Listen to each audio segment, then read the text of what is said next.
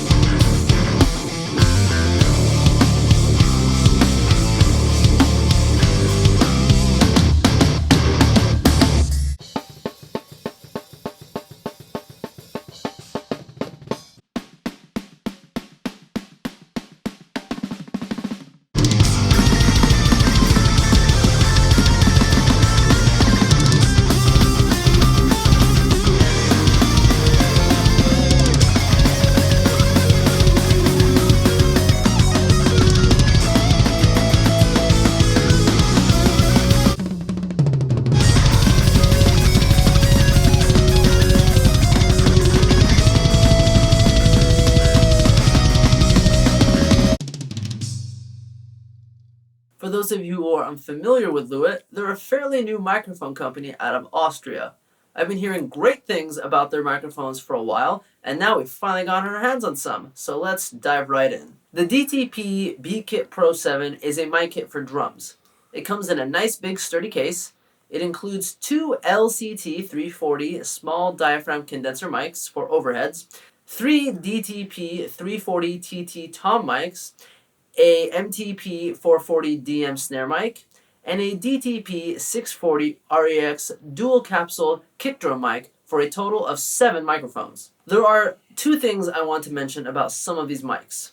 First, the two LCT 340 small diaphragm condenser mics have 3 different low cuts and 4 different attenuation settings that you can choose from. 40 Hz, 150 Hz, 300 Hz for the low cut, and 0 decibels, minus 6 decibels, minus 12, and minus 18 decibels for the attenuation. They also come with interchangeable heads. They come with cardioid heads on them by default and additional omnidirectional heads that are included in this kit that they can be switched out for. And finally, all the settings light up once phantom power is running through them, which I found pretty handy. The other thing I want to mention is the DTP 640 REX used for the kick drum is no ordinary mic. It incorporates a dual element design, a dynamic capsule and a condenser capsule in one mic where each has their own separate output. So how does it sound? You can judge for yourself from the demo, but I can tell you this. I can't recall a time in which I mic'd up a kit and got such a good and usable sound just from the recording. It just didn't need anywhere near the amount of processing that I usually need to do. The snare mic was nice and bright, but still retained the fat sound of the snare.